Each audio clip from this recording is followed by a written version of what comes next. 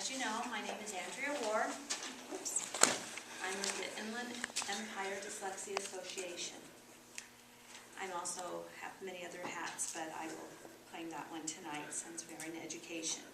I would like to bring to this board's attention, as I had done at the very beginning when you hired Dee Dee Moga as Director of Special Ed.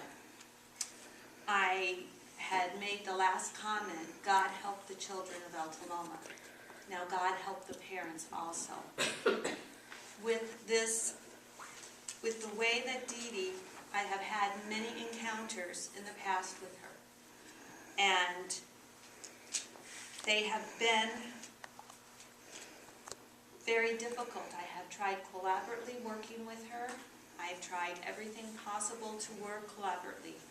My child, as you know from past history, was illiterate, in 4th grade here in Alta Loma School District.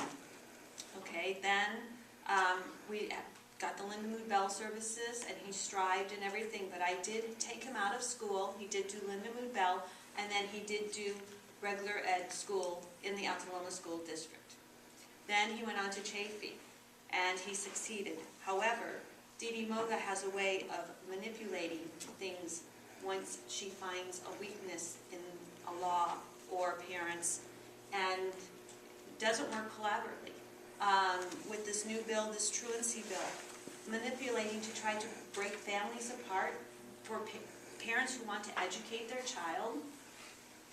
I mean, I'm appalled. I got retaliated. I had sheriffs at the door from when my son was in high school from Dee Dee Moga, and they were knocking at my door. What kind of education system is this? What kind of person would do that? I thought all people would want to educate their child. I mean, educators would want to see what's best for the child, to educate the child, to succeed to the child. Dee Dee doesn't believe, she believes the district has the right to decide. An IEP is an individualized educational program. The IEP members are parents, educators, and whoever else the parents want for the best for their child.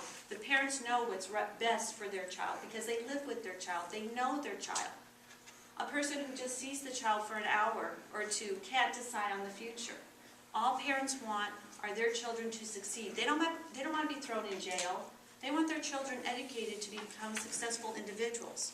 They want to work collaboratively. We come here with faith, on good faith, to work. We are forced into litigation that we choose as parents not to go through.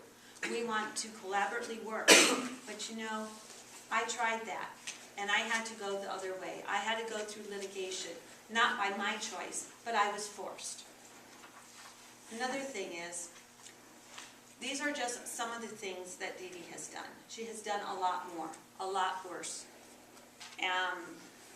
I requested an LCD projector, a simple request to be at all my IEP meetings at the Chafee level. It was refused continually.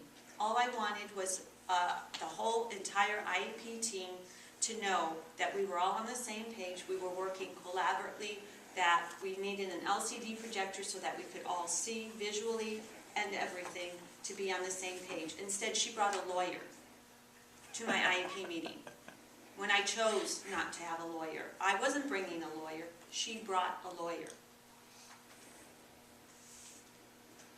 These are just some of the things, as I had said. I did have an officer come to my door. He kept knocking at my door all the time on truancy because I decided to keep my child home. There were a lot of issues. That was my choice. He was being educated. He was following. I was getting schoolwork from school, so it wasn't like I just kept him home. You know, and at that time, to try to break up a family, and my husband had died then too. I'm telling you, that is so unethical. That just tells me what kind of a person would do that. And to break up a family, and all we want is our children to succeed. Now, I may be going on, but I'm here because I don't want to see any parent in jail. I mean, I would go to jail for my child if that caused him to succeed and learn how to read. I would be there. And no family should ever have to even think of that.